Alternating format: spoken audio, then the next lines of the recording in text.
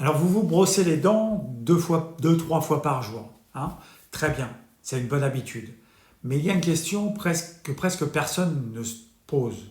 Qu'est-ce qu'on met vraiment dans la bouche à chaque brossage? Parce que le dentifrice, c'est pas un savon pour les dents, c'est un produit qui reste en contact avec les muqueuses de la bouche, bien sûr. L'un des tissus les plus perméables du corps.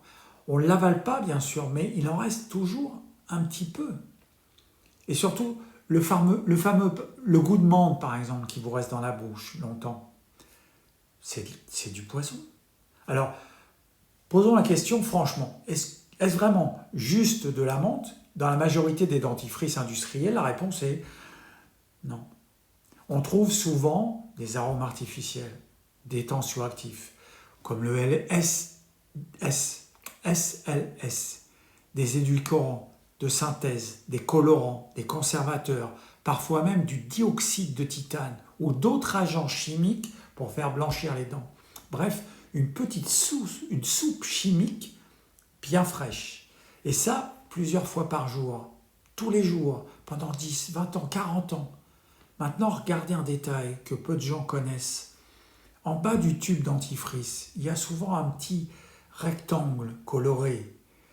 Certaines personnes disent noir 100% chimique, rouge mélange chimique et naturel, vert naturel. Alors soyons honnêtes, ce code, c'est pas officiellement prévu pour ça. À l'origine, c'est un repère technique utilisé lors de la fabrication des tubes dentifrice.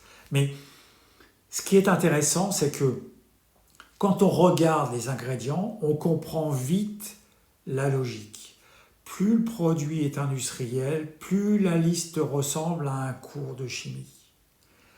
Et c'est là qu'on revient à notre fameux goût de menthe. Parce que le goût qui reste longtemps dans la bouche, c'est presque jamais une simple feuille de menthe. C'est souvent un arôme de synthèse très puissant, fait pour donner une impression de fraîcheur et surtout vous donner l'impression que vos dents sont propres. Un peu comme un parfum.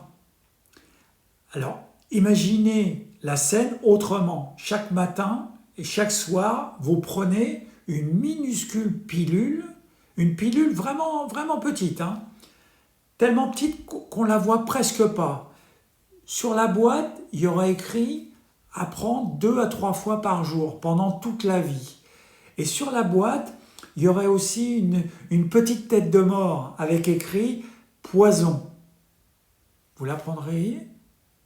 Probablement pas, hein. Et pourtant, avec certains dentifrices industriels, c'est un peu ce qu'on fait.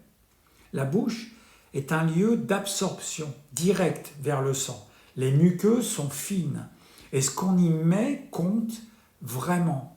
La bonne nouvelle, c'est qu'il existe des solutions simples, naturelles, un dentifrice avec quelques ingrédients seulement, de l'argile, du carbonate de calcium, un peu d'huile de coco, une vraie huile essentielle de menthe, ou même simplement du bicarbonate de temps en temps. Le but, c'est pas de se compliquer la vie. Le but, c'est juste de mettre du vivant et du simple là où on met des choses plusieurs fois par jour. Parce que la santé, c'est pas seulement des grandes décisions, c'est souvent des petits gestes répétés pendant des années. Et le dentifrice fait clairement partie de ces petits gestes. Alors, la prochaine fois que vous vous brossez les dents, jetez juste un petit coup d'œil au tube, par curiosité, et demandez-vous simplement, est-ce que j'ai vraiment envie de mettre ça dans ma bouche, dans la bouche de mes enfants, tous les jours, pendant 30 ans? C'est tous les dentifrices, hein, Signal, Colgate, tous ceux qui sont industriels. Dentifrice, magasin bio. Comme ça, vous êtes tranquille.